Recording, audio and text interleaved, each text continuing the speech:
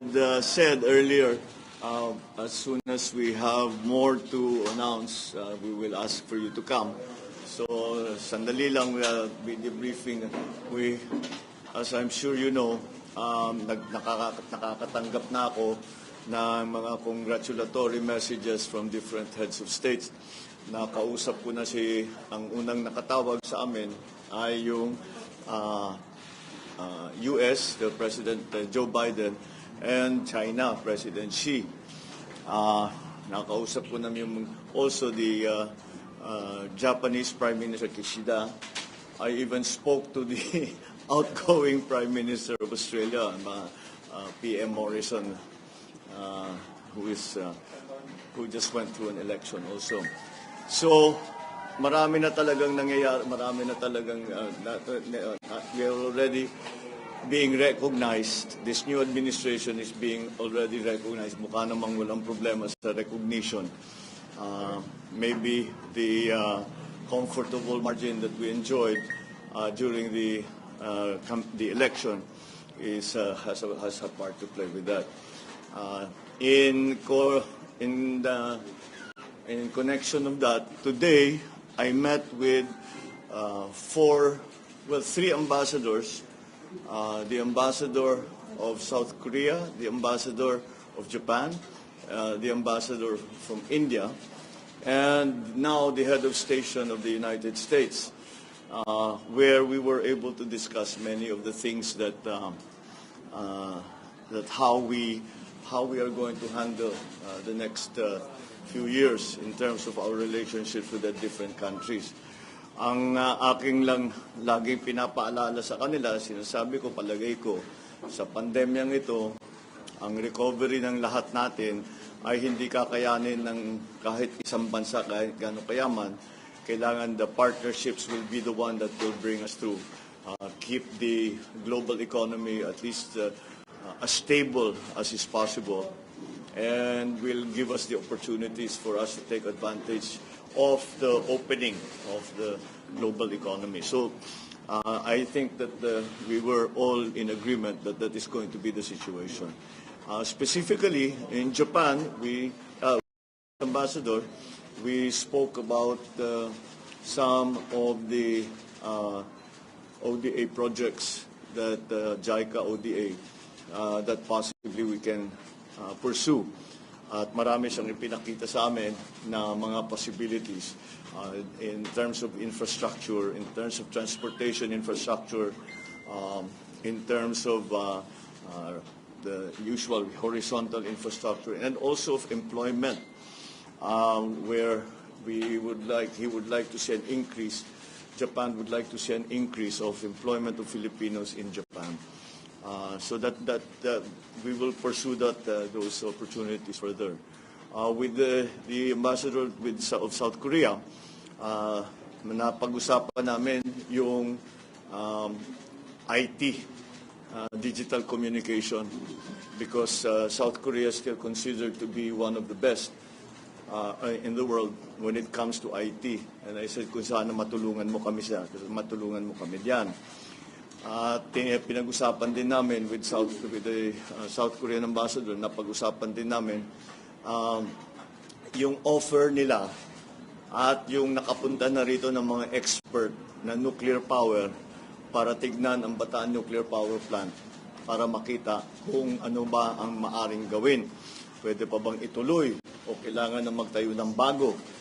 What are the things that we will have to do? So, binuhay namin ulit ang diskusyon na yon. Although they have come before, we will now study their recommendations and their findings, and we will see if it can still apply. Because as we have been talking about all through the campaign, isa sa pinakamalaking problema is the supply of power. If we are going to industrialize post-pandemic, we are going to go through rapid industrialization, then the power sector must be ready for that. And the problem with in the power sector is that malaki ang lead time. Kahit na siguro yung pinakamaliit na planta, 3 years yan. Minimum, 3 to 5 to 7 years. But kahit na hindi aabutan ng administrasyon ko, we still have to start somewhere. So we spoke about that, and some of the other security concerns for the region. Siyempre, North Korea is a continuing concern to South Korea, and the stability in our area is something that we had also discussed. With the ambassador from India, we hit upon, he had three very interesting programs that they are instituting in India that I think might be applicable in the Philippines. And we again agreed to go into these different areas in greater detail. Number one, of course, is agriculture. We have a lot, we can learn a lot, especially from India, not only in the techniques of agriculture, but also in the protection of farmers, and how to bring the average age of the farmers down from what it is now. Nababasa ko 57, 50, 56, 57 ang average age ng ating mga magsasaka. At walang pumapasok ng mga kabataan. And one of the solutions that was proposed is that it will, kung gawin nating high-tech yung ating agriculture, magiging interesting para sa mga mas bata. Because with the new technologies, we will need young people anyway. So we started talking about that in the protection of the farmers. I also, because it is one of the conclusions we arrived at during and after the pandemic, after the first hit of the pandemic, yung gamot. And we know that India is one of the largest manufacturers of generic drugs. And I think, I said, if we could go into partnership para magkaroon ng production dito sa Pilipinas, turuan nyo kami what is the manufacturing technology, what are the necessary things that have to be put in place. Is there new legislation? Will we have to put up a new agency, or we will have to do training of those of yung mga nasa atin na tao? But in the end, to be able to provide at least the basic, yung mga basic lang na mga gamot na dito na nanggagaling. Marami na tayong ginagawa pero marami pa rin kulang. And kaya naman siguro, I have no doubt na yung ating mga manufacturers dito, kaya naman nilang gawin yan. Pero we will get advice because may experience ang India. Kaya siguro naman marami silang ipapakita sa atin. Titignan natin kung babagay dito sa Pilipinas, baka maka-adapt tayo, and we will also be able to pursue that. The other very interesting area that we talked about with the Indian ambassador was their programs in India for microfinancing. And this is again because of the MSMEs that we are hoping to assist. To bring back, to create more jobs, bring people back their livelihoods. Meron silang statistic na nagulat kaming lahat. Sinabi, 70 pesos pa lang, 70 pesos pa lang, pwede na silang magbukas ng account doon sa kanila. Napakaliit lamang, kaya na nila. So sabi ko, will you please send me material? Because I'm very, very interested in that. Kasi mabusisi ang trabaho na yan. India has always been a pioneer in terms of microfinancing. But they have taken it already to this level na kahit ganun lang kaliit ang puhunan mo, pwede ka na magkabangko, pwede ka na magka-bank account, pwede ka na maghanap buhay, pwede ka na magnegosyo. And with the American charge, well, as you can imagine, pagka kausap natin Amerikano, marami talaga kaming pag-uusapan. But primarily, one of the first subjects that we came upon were the assistances that the United States is offering to mitigate climate change in in different countries. At very active sila. They want to take a leadership role in the mitigation of the effects of climate change, of global warming. And I said, it is that became, nung nakita ko sa brief na yun ang kanilang ginagawa, ay nakita ko kagad kasi napakataas natin, top 3 tayo at risk sa climate change. So that is immediately of great interest. Security concerns, of course, have always been a big part of our relationship with the United States. But then the additional ang aking sinasabi, it is very well. Of course, we will welcome any assistance for the economy that we can get from the United States. But I think that not only a dependence on aid from the United States, but also in trade not aid, balik pa rin tayo doon, trade not aid. And so to open the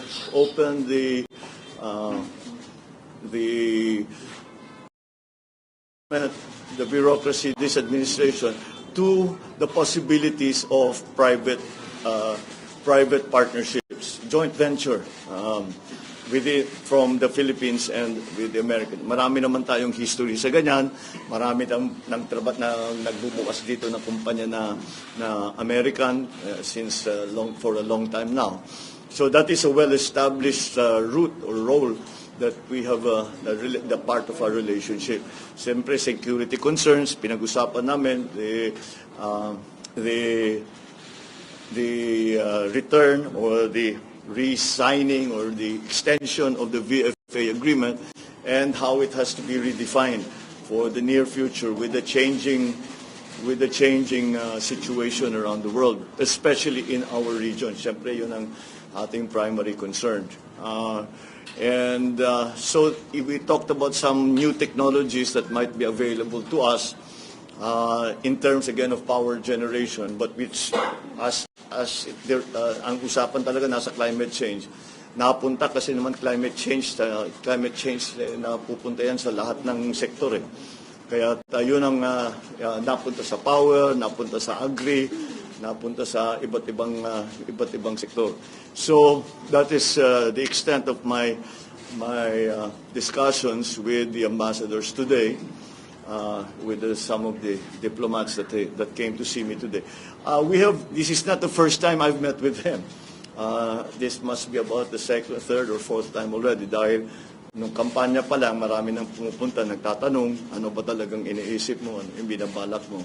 And this is just to further the discussion so that we get into actual practical detail, hindi lang yung mga vague ideas of what can be done, but really to dig down and to see what can be done, what needs to be done para mag-succeed itong mga program na ito. What do we have to do in the Philippines? What can we expect from our partners around the world? So that's basically it. Except for some of, I think yung inaantay nyo talaga yung mga appointment. Yes. Well, na ano tayo ni our friend, the incoming DOJ secretary has already announced it himself. So sa segundahan ko na lang siya that Boying Remulla, I have asked him to join the government as DOJ, the Secretary of the Department of Justice. I think he will be very good. He has, as you know, he has a great many years of experience in government, number one.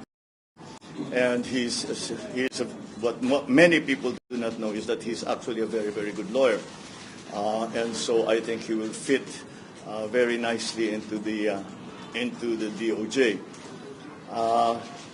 I guess we can talk about our last meeting already. I had over lunch the former Secretary Laguesma of DOLE and Toots Ople to talk about the labor segment, both DOLE and the new Department of Migrant Workers. So our new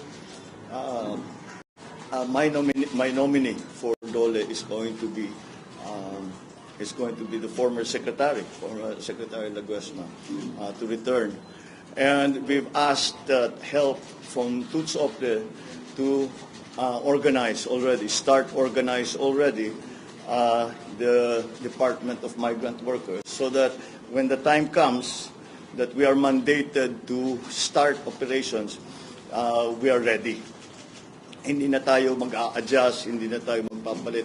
Kaya ang naging concern ko is mahirap naman kung magbabago tayo 2 years from now, babaguhin natin dahil magkakaroon ng migrant worker, Department of Migrant Workers, ay kung ititigil pa natin ang services bago tayo nag-organize. So sabi ko, para hindi matigil ang functions, ay ngayon pa lang, umpisahan na nating pag-isipan kung ano ang gagawin natin para pagdating ng panahon ay mabilis na. The Department of Migrant Workers from the day one will immediately be operational and performing its function. That's really my general policy sa lahat na ito, is to fix policy as early as now, so that when the time comes that we are giving now our nominations to the CA, ay mabilis na ang magiging proseso. At kahit na hindi pa ma-confirm yung mga iba, hindi pa natapos ang confirmation process ng mga iba, ay ang mangyayari ay marami na tayong naintindihan na ng mga tao natin, the cabinet secretaries and the rest of government, kung ano yung kailangan gawin, what is expected, what the timetable has to be, so that we can immediately start work as soon as the term of the next administration begins. I have also tapped an old friend who also was formerly in this position, Arce Balisacan, who was our former NEDA, and I've asked him to return to NEDA. I've worked with him extensively in the time that I was governor. We have very similar thinking in that regard. Kaya't malakas ang loob ko. I know he's very competent. I know his policies are policies that will be to the betterment of our country and for employment, for the development of the economy. Nag-uusap kami ng ilang oras at mukha namang tumutugma ang aming pag-iisip tungkol sa approach natin dito sa mga darating na ilang taon when it comes to the economic managers. I know that siyempre ang punot dulo talaga na susunod na administrasyon is the economy. Kaya alam ko yan inaabangan na talaga ninyo. Allow me and maybe a few more days for me to be able to announce formally who will be part of the labor sector is going to be very much part of any redevelopment and recovery of the economy. So that's part of it. NEDA, obviously. Sa NEDA, having come from governor, sabi ko dapat ibalik natin yung primary function ng NEDA. NEDA, you have to remember, is the National Economic Development Authority. And the process has always been that the provincial development councils will forward their recommendations to the regional development council, which will forward their recommendations. Kasundo kami sa polisiya. Kasi kung di naman sila mag-agree, mahirap naman masyado yun. So we will continue to discuss with them. And should they agree, umpisahan na namin ang mga planning para diyan. So I wanted, technically talaga, dapat after proclamation itong mga announcement na ito. Pero I know na maraming hindi na makapag-antay dahil nga napaka-importante itong mga appointment na ito. But allow me the luxury of a few more days and we will be able to announce more. At the moment, siyempre nakaabang na kami sa canvassing.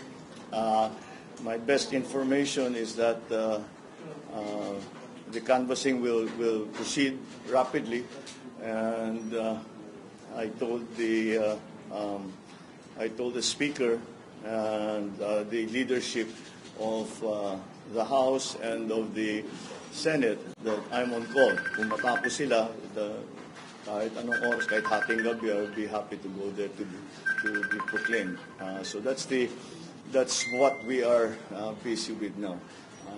And that also explains to you bakit ako naka-Amerikana. Dahil nga, mga kaharap ko, ambassador, na ibang look namin dito sa headquarters at hindi na kami nangangampanya at we are now back in the office, working in the office. So I'll leave that with you for now. I'll take a few. Sa inauguration po, Mr. President, are we going to held it sa grandstand po since parang Hindi kaya, because nga na may ospital eh. Ginagamit pa eh. Hindi naman natin pwedeng ilipat ito na.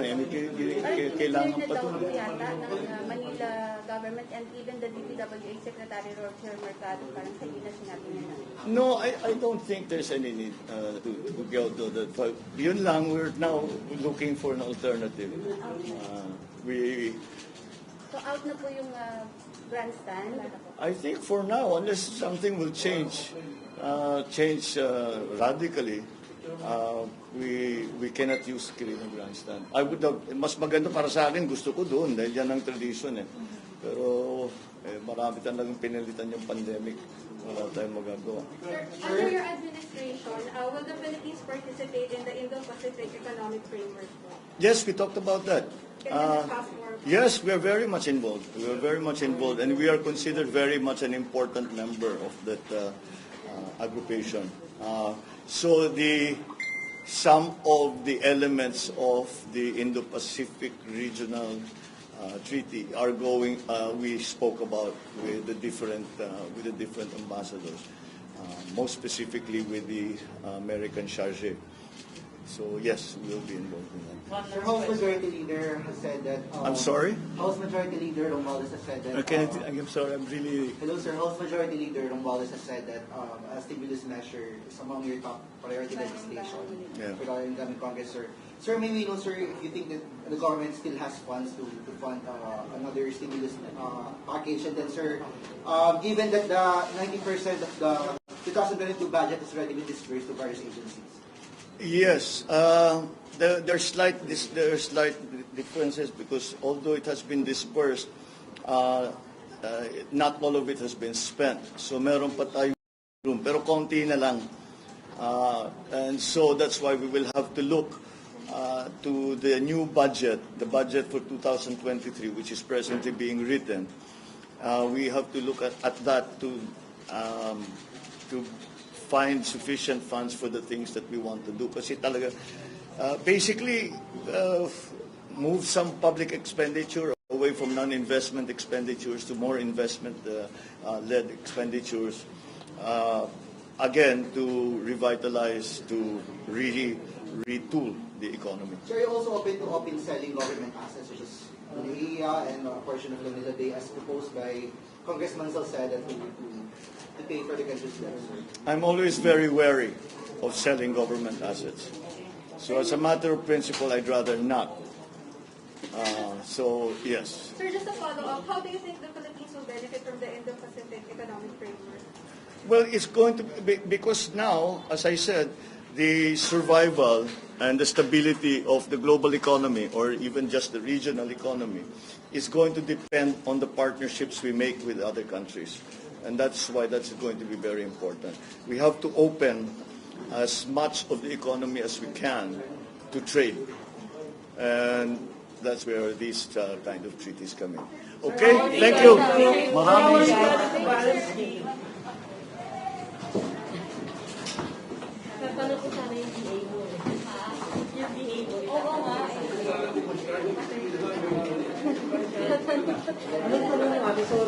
Hindi, itatanong sana yung DA mo.